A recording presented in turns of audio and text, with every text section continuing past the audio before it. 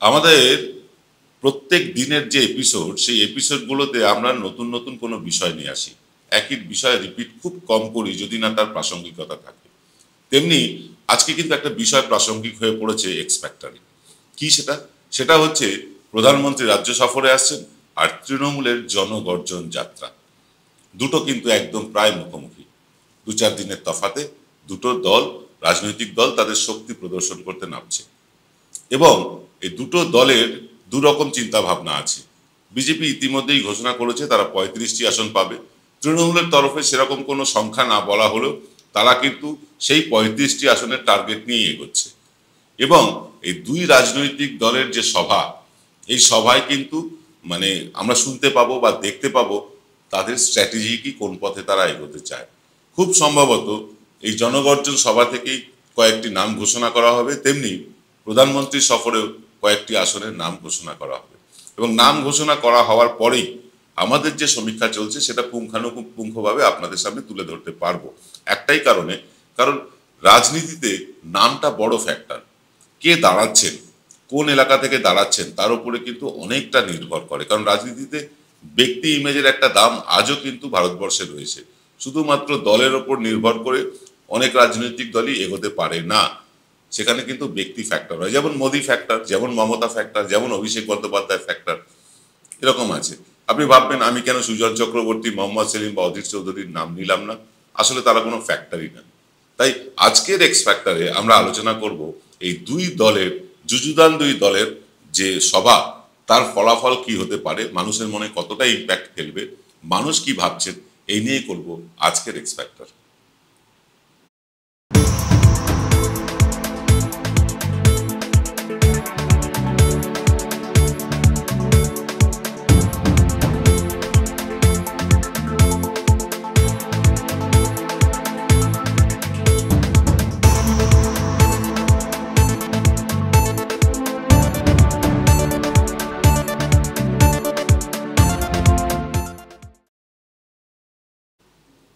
নমস্কার, আদাব। আমি আপনাদের প্রবীর বিশ্বাস। আপনারা দেখতে শুরু করেছেন রোজকার অভ্যেস মতো বিশ্বজোড়া বাঙালির আওয়াজ এনকে ডিজিটালের প্রভাতী অনুষ্ঠান এক্স ফ্যাক্টর।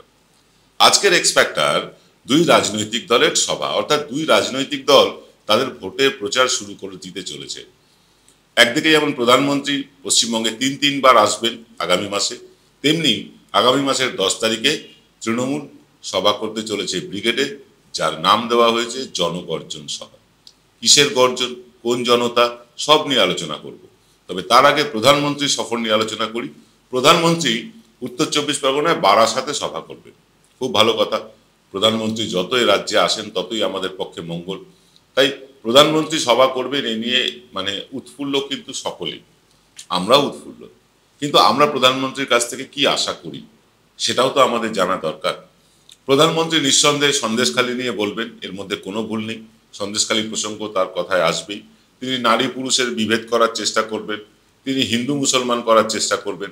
এটা চিরাচরিতভাবে তিনি যেটা করে থাকেন সেটাই বলছি, করবেন।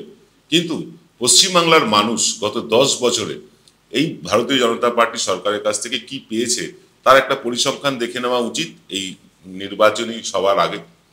দেখুন, অন্য রাজ্য কি পেয়েছে, উত্তরপ্রদেশ কি পেয়েছে, গুজরাট কি পেয়েছে, মহারাষ্ট্র কি পেয়েছে, এইসবগুলো যদি আপনি তাকিয়ে দেখেন যে কোথাও লম্বা লম্বা ব্রিজ হচ্ছে, প্রধানমন্ত্রী তার উদ্বোধন করছেন।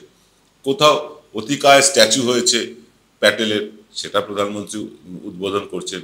কোথাও বড় সড়ক হয়েছে, প্রধানমন্ত্রী উদ্বোধন করছেন।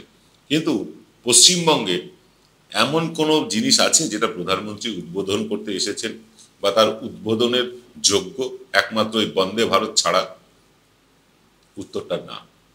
প্রধানমন্ত্রী পশ্চিমবাংলায় উদ্বোধনের মতন কিছু রাখেননি, কিছু করেননি। যদি অন্তত বেলুড় মঠের সামনে রেলের বিস্তীর্ণ জমি ফাঁকা পড়ে আছে, সেই জমিতে যদি একটা বিবেকানন্দের অতিকায় মূর্তি করা হতো, যেটা দেশ বিদেশ থেকে লোক আসে বেলুড় মঠে, তাহলে কিন্তু পুরো হাওড়ার অর্থনৈতিক ব্যবস্থাটা বদলে যেতে পারত। আমাদের 18 জন সাংসদ বিজেপি, এই 18 জন সাংসদের একজনও দিল্লিতে পশ্চিমবঙ্গের জন্য কিছু করা নিয়ে দরবার কখনো করেছে শুনেছেন? কোনো দরবার করেছে যে পশ্চিমবঙ্গে একটা ব্রিজ চাই, পশ্চিমবঙ্গে একটা বড় হাসপাতাল চাই, পশ্চিমবঙ্গে একখানা বড় বিশ্ববিদ্যালয় চাই। করেননি তারা, তারা রাজনীতি করেছে। এই ভোট এসেছে, এখন আবার প্রধানমন্ত্রী, স্বরাষ্ট্রমন্ত্রী সহ তামাম নেতারা আসতে যেতে শুরু করবেন। গরিবের বাড়িতে পাত পেরে খাবেন, তার ছবি উঠবে, তারা নিজেদেরকে গরিবের মাসিহা বলে প্রতিষ্ঠা করবেন। সেসব ছবি সোশ্যাল মিডিয়ায় বেরোবে, কাগজে বেরোবে, টিভিতে দেখাবে। কিন্তু আলটিমেটলি আমরা কি পেয়েছি? গত 10 বছরে আমরা কি পেয়েছি? আমি এক বিজেপি নেতার সাথে কথা বলছিলাম, এই প্রশ্নটাই তাকে করেছিলাম। তিনি বলছেন, কেন আমরা উজ্জ্বলা গ্যাস যোজনা দিয়েছি, আমরা বেকারদের ঋণ দিয়েছি কি কার্ডফার্ডের মাধ্যমে, ইত্যাদি ইত্যাদি করেছি। আমরা আবাস যোজনার টাকা দিতে চাই, সরকার হিসেব দিচ্ছে না, ইত্যাদি ইত্যাদি অনেক কথা বলেছেন। কিন্তু পাল্টা প্রশ্নের জবাব তিনি দিতে পারেননি। আমি বলেছিলাম তাকে যে উজ্জ্বলা গ্যাস যোজনায় কত মানুষকে আপনারা উজ্জ্বলা গ্যাস যোজনায় আপনারা সহায়তা করেছেন, বা কত মানুষ একবারের বেশি সিলিন্ডার বিনে পয়সায় পেয়েছেন? কোনো উত্তর নেই, কোনো উত্তর নেই। বেকারদের জন্য একটা লোন যোজনা আছে, আমি নামটা এই মুহূর্তে মনে করতে পারছি না, মুদ্রা লোন যোজনা। সেই মুদ্রা লোন যোজনায় বেকারদের ঋণ দেওয়া হয়। কত টাকা জানেন? 40,000 টাকা। 40,000 টাকায় আজকে একটা বেকার কি ব্যবসা করবে? তাও কত লোক পেয়েছেন জানি না আমরা। বেটি বাঁচাও বেটি পড়াও প্রকল্পে বিশাল প্রচার হয়েছিল, কন্যাশ্রীর ঢঙে এরকম একটা প্রকল্প করেছিলেন কেন্দ্রীয় সরকার। যদিও কন্যাশ্রী সারা বিশ্বে সমাদৃত হয়েছে, আর বেটি বাঁচাও বেটি পড়াও নিয়ে প্রধানমন্ত্রী ট্রোলড হয়েছেন। তো এইরকম ভাবে পশ্চিমবঙ্গের মানুষ এই 18টা সাংসদের কাছ থেকে কি পেয়েছেন গত 9 বছরে, 10 বছরে, তার তো হিসেব কিতাব করতেই হবে। আবার পাশাপাশি তৃণমূলের সাংসদদের কাছ থেকে কি পেয়েছেন সেটাও নিশ্চয়ই আলোচনা করার দরকার একই সাথে। কারণ আপনারা জানেন আমাদের চ্যানেল, আমরা কখনোই না তৃণমূলকে না বিজেপিকে রেয়াত করি, কোনো সরকারকে রেয়াত করার কোনো প্রশ্নই নেই। কারণ একটাই, আমরা আপনার কথা বলি, মানুষের প্রশ্ন তুলি। আমরা তৃণমূলের কাছেও প্রশ্ন রাখবো, বিজেপির কাছে যেমন প্রশ্ন রাখছি তেমনি তৃণমূলের কাছেও প্রশ্ন রাখবো। এই তো আপনারা ভোটের সময় এসে গিয়েছে, আপনারা বিভিন্ন জায়গায় সভা টভা করা শুরু করেছেন, এই জনগর্জন ইত্যাদি গর্জন টর্জন অনেক হবে। কিন্তু বাংলার মানুষ আপনাদের কাছ থেকে কি পেয়েছে এটারও একটা হিসেব করব, তবে ছোট একটা বিরতির পর।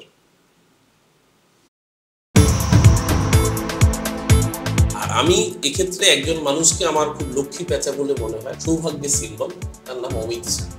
আপনি হয়তো আশ্চর্য হবেন আমি কেন অমিত শাহ, আমার বিরোধী দলের নেতা, তাকে লক্ষ্মী পেঁচা বলছি। অমিত শাহ যাওয়া বলেন সেটাই বিরোধী। নমস্কার বন্ধুরা, তাহলে দেখা হচ্ছে, আমি আসছি আগামী রবিবার এনকে ডিজিটালের পর্দায় সকাল 8টা থেকে, দেখতে ভুলবেন না। নমস্কার।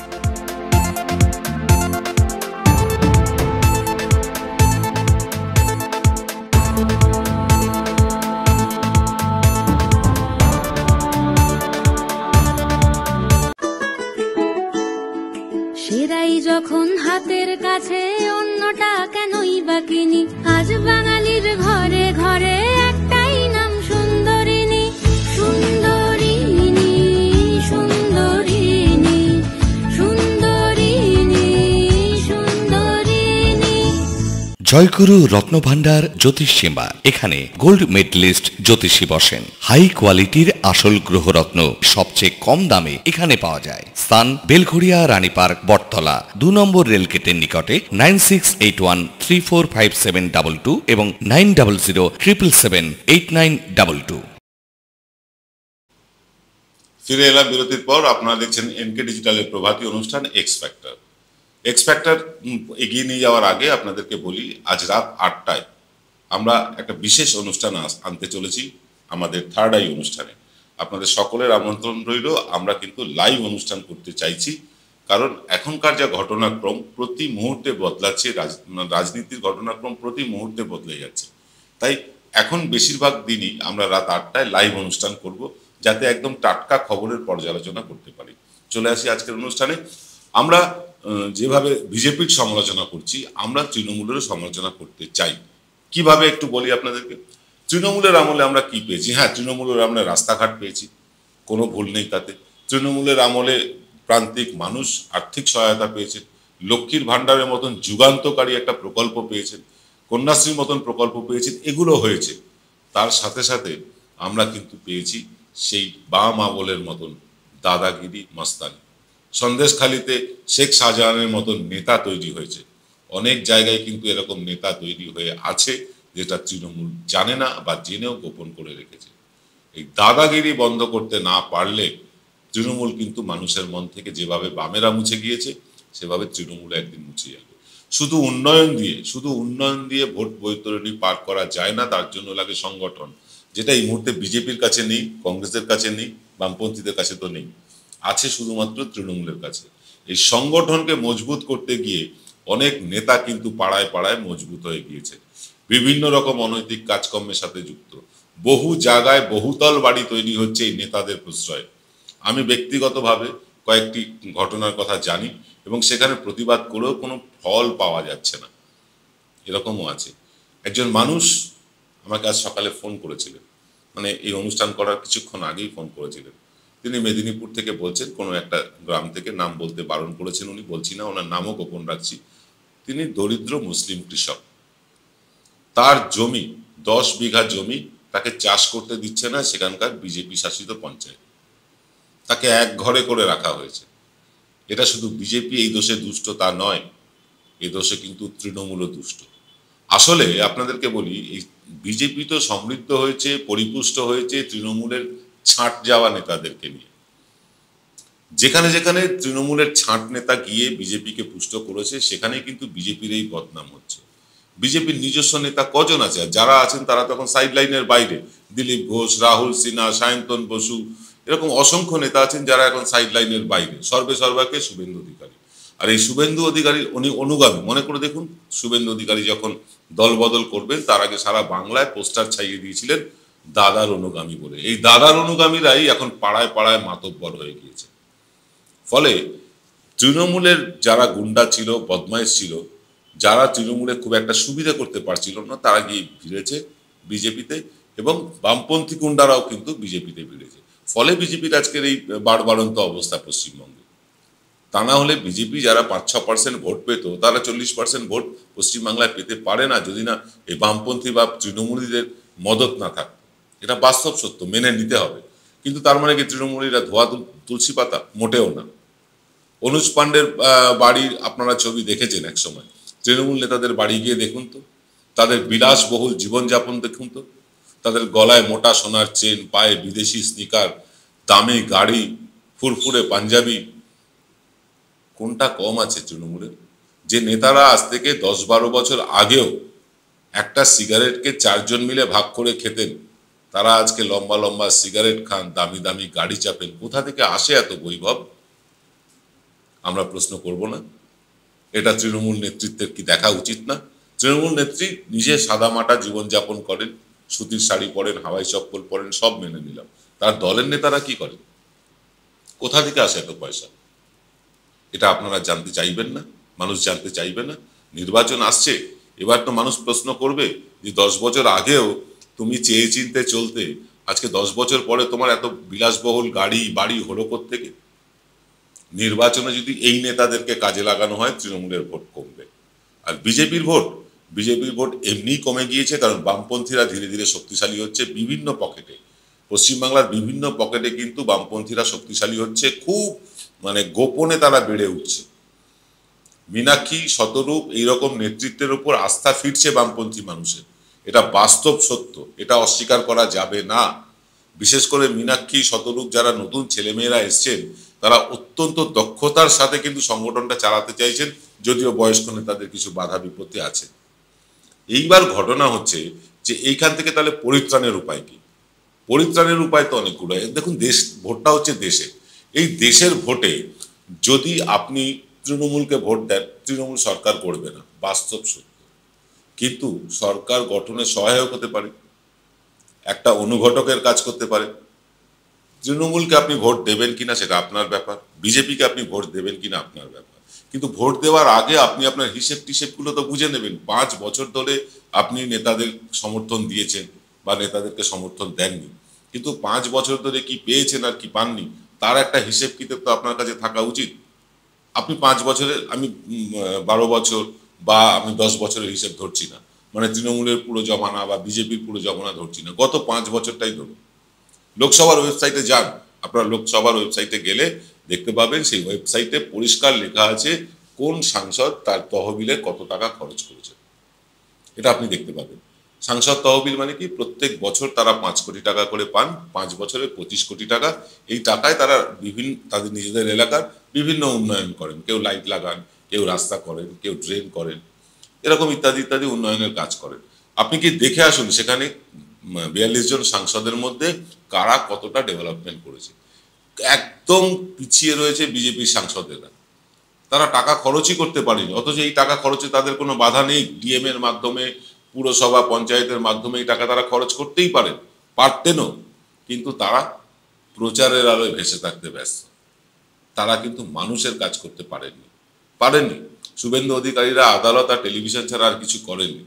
কিন্তু উল্টো দিকে তাকিয়ে দেখুন, তৃণমূলের সাংসদেরা প্রায় বেশিরভাগই 25 কোটি টাকার প্রায় পুরোটাই খরচ করে ফেলেছেন। আমি একজনের নাম বলতে পারি, যিনি সংসদে যান না, যিনি সংসদে মানে যার অনুপস্থিতি নিয়ে বিভিন্ন রকম কথা হয়, অথচ তিনি তার যে প্রাপ্য টাকা পেয়েছেন, যে টাকা, সেই টাকা কিন্তু সঠিকভাবে খরচ করেছেন। আর একজন সাংসদের কথা বলি, আমি প্রসূন বন্দ্যোপাধ্যায়ের কথা বলবো। প্রসূন বন্দ্যোপাধ্যায় খেলোয়াড় মানুষ, রাজনীতির লোক কোনো কালই ছিলেন না, খেলোয়াড় মানুষ, অত্যন্ত ভদ্র ভালো মানুষ। তিনিও কিন্তু তার এমপি ল্যাডের টাকা প্রায় পুরোটা খরচ করে এনেছেন। এরকম কাকলি ঘোষ দস্তিদার, মহুয়া মৈত্র যাকে এক্সপেল করে দেওয়া হয়েছে, এরকম আছে। কিন্তু সেক্ষেত্রে বিজেপি পিছিয়ে আছে। তো 5 বছর আপনি কি পেয়েছেন? কেন্দ্রীয় সরকারের কাছ থেকে কি পেয়েছেন, রাজ্য সরকারের কাছ থেকে কি পেয়েছেন, এর তুল্যমূল্য বিচারের ভার আপনাদেরকে ছেড়ে দিলাম। আজ এই পর্যন্ত, সকলে ভালো থাকবেন, নমস্কার।